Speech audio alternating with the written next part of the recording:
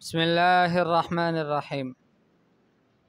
مفعول به وہ اسم منصوب ہے کہ جس پر فاعل کا فعل واقع ہوا ہو۔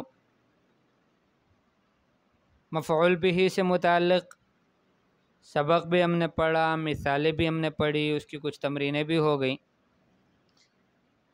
آج جو تمرین ہمارے سامنے ہیں وہ ہیں اجعل احد الاسمین اللذین بین قوسین فاعلا والآخر مفعولا به فی جمل مفیدۃ، کہ دو اسموں میں سے کہ وہ دو اسم جو دو قوسین کے درمیان میں ہیں ان میں سے ایک کو فاعل بناؤ، دوسرے کو مفعول به بناؤ مفید جملوں میں۔ الولد، الماء، السفینہ، الہوا، ہر بین القوسین ہر جگہ میں دو اسم ہیں اور ان دونوں میں سے ایک کو فاعل بنا لینا ہے، دوسرے کو مفعول به بنا لینا ہے۔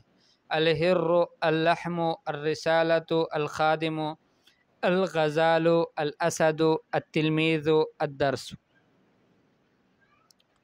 تمرین نمبر 6، ہات اربع جمل یکون المفعول به فی الاولى من الانسان، 4 جملے لاؤ کہ ان میں سے پہلے والے جملے میں مفعول به انسانوں میں سے ہو، وفی الثانیۃ من الحیوان، اور دوسرے جملے میں مفعول به حیوانات میں سے ہو، وفی الثالثۃ من النبات، تیسرے جملے میں مفعول به نبات میں سے ہو، وفی الاخیرۃ من الجماد، اور آخری جملے میں جماد میں سے ہو۔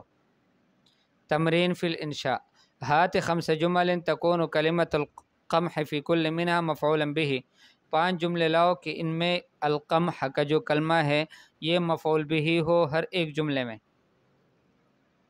ہات 5 جمل، 5 جملے لکھو لاؤ تکون کلمۃ القطن، کہ اس میں قطن کا جو کلمہ ہے، قطن سے مراد روئی، فی کل منها مفعولا به، ہر جملے میں یہ کلمہ مفعول به واقع ہوا ہو۔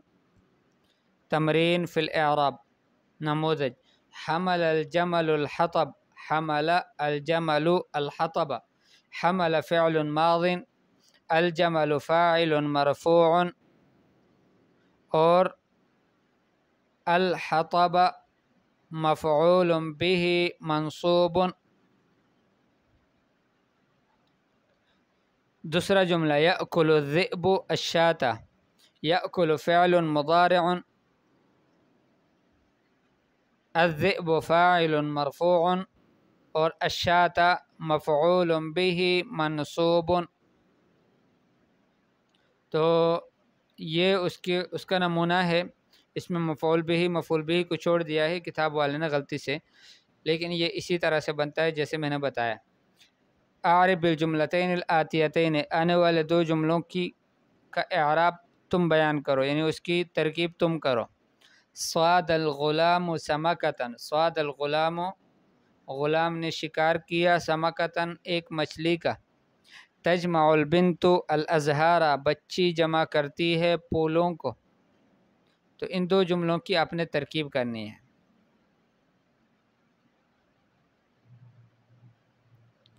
فاعل اور مفعول به میں موازنہ۔ الامثلہ، یجر الحصان العجلہ، گھوڑا گاڑی کو کھینچتا ہے، اس کو ساتھ چلاتا ہے۔ قطف الغلام الزہرہ، بچے نے توڑا پھل کو نہیں میوے کو، استغفر اللہ، یعنی بچے نے توڑ دیا الزہرۃ پھول کو۔ ربطت فاطمۃ الجدیہ، فاطمہ نے بکری کے بچے کو باندھ دیا۔ یسقی الفلاح الزرع، کاشتکار کھیت کو سیراب کرتا ہے، اس کو پانی پلاتا ہے۔ قذف اللاعب الکرۃ،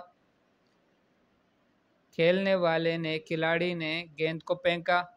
حبس الشرطی اللص، پولیس والے نے چور کو بند کر دیا، قید کر دیا۔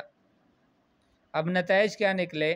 عرفنا فی مما مضی، گزشتہ سبق سے ہمیں معلوم ہوا، ہم نے یہ پہچانا، ونعرف من تأمل الأمثلة السابقة ما يأتي، اور گزشتہ جو مثالیں ہیں ابھی جو گزری ان میں غور کرنے سے بھی ہم یہ سمجھتے ہیں ان کل فاعل و کل مفعول به اسم، کہ ہر فاعل اور ہر مفعول به اسم ہے۔